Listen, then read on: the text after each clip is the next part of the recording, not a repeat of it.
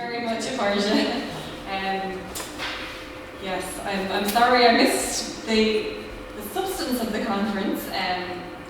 It's a busy day, Bloomsday. I think it now starts to rival St. Patrick's Day in its activity levels for Irish embassies around the world. But it's fantastic to see Riga bringing Bloomsday back and Atas and Jerry for bringing it together. We're joining a global celebration around the world. I think there are events happening everywhere from Sydney to Philadelphia to Budapest, all over the world. So it's great to see Riga taking part in that. We've had some interesting events otherwise today as well. So when I was thinking about this today, I was thinking about how James Joyce, he really lived in turbulent times. His own life was quite chaotic, but the context in which he lived, it was a rapidly changing Europe of the early 20th century. He lived through World War I, moving several times, and found himself a refugee for a second time in World War II. Ireland also changed unrecognisably in that period in his lifetime. So 100 years this year after its publication, we are witnessing again what is a rapidly changing Europe. And I can't help but wonder what Joyce would have made of it all, how he would have grappled with the 21st century challenges, what sort of writings would have come from his pen or maybe his keyboard if he were composing in 2022 rather than 1922. Many people, when they think about Ulysses, they think about the literary greatness or its achievement as a work of prose, or perhaps think about the connection and its reflection on the Odyssey, with others who think of it as an impossible book. But I think of it as a human story of a life in a city. Nothing happens in this one day, and yet everything happens. So for me, it's like a portrait of words. It's a portrait of Dublin, it's a portrait of life, or maybe even a kaleidoscope, because all those colours mixing together. So I think that's what draws me to Joyce and his work. I look for the human in it. If I'm honest, and I'm probably more fascinated with his life and his relationships with people and places than I really am with his writings. But that's the wonderful thing about Joyce. Connections and relationships emerge and develop as much because of his colourful life as because of his colourful writing. I arrived in Latvia just before Bloomsday last year, but as I hadn't presented credentials at the time, I had to forego marking the occasion in any public way. But I do feel like Bloomsday and Joyce has been ever present in the 12 months since then, and perhaps it's down to the enthusiasm of Atas. But to be standing here today in Riga, whether you came because you have an interest in Joyce's writings or maybe just you were curious, it makes me proud. And it makes me proud because 100 years later, Joyce continues to provoke fascination, debate and interest in a way that I would argue is quite unparalleled. And Latvia is part of that.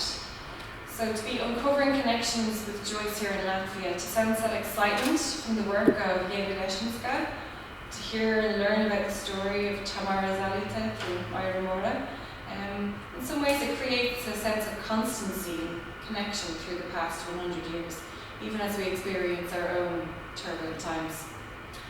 I had thought about trying to give a reflection on the work of Joyce, but there's such richness and depth in what is being said and written by others on this particular subject that instead I'd rather you took inspiration today to dip into exploring what's out there and get a real sense of the genius that he was.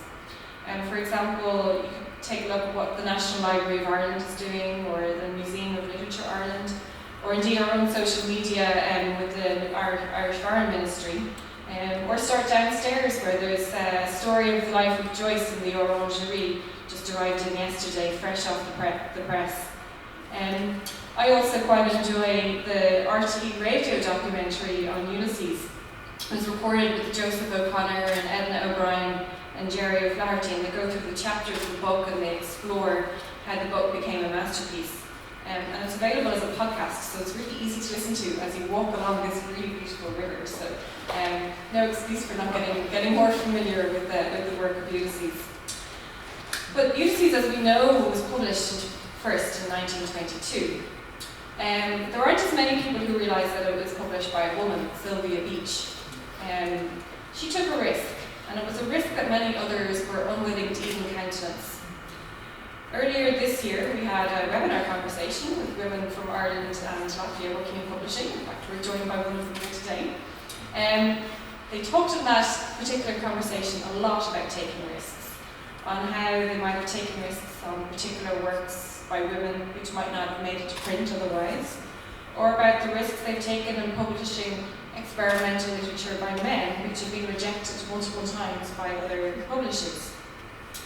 In the century after Ulysses was published, writing was not an easy profession for women, and it still isn't, but it has improved, and we are witnessing some really superb works of literature coming from the pens of Irish women in recent years. I say this because I've always been struck, right from my early days in Latvia, about how women have a rightfully prominent place in national literature here.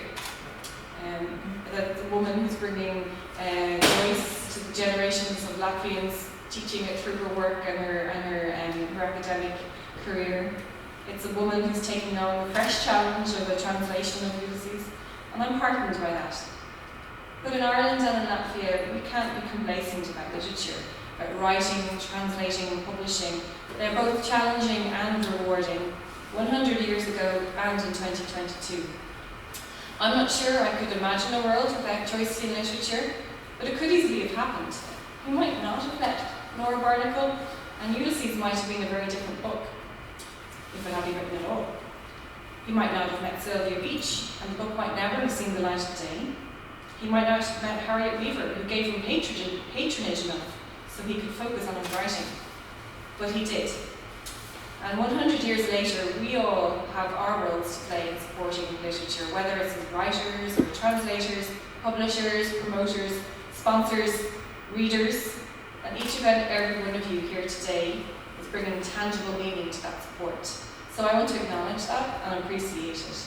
And I want to acknowledge Eva and Myra for their work in bringing Joyce to a Latvian audience. Also to the fantastic entertainment. I just caught the very end of your performance. She Moved Through the Fair is such a fabulous song, so I'm really glad to hear that as I walk through the doors.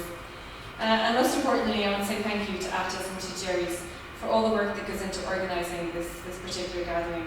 Provarges and this girl Grib, congratulations and thank you. Here's to Joyce and Latvia. Here's to strong connections between Ireland and Latvia.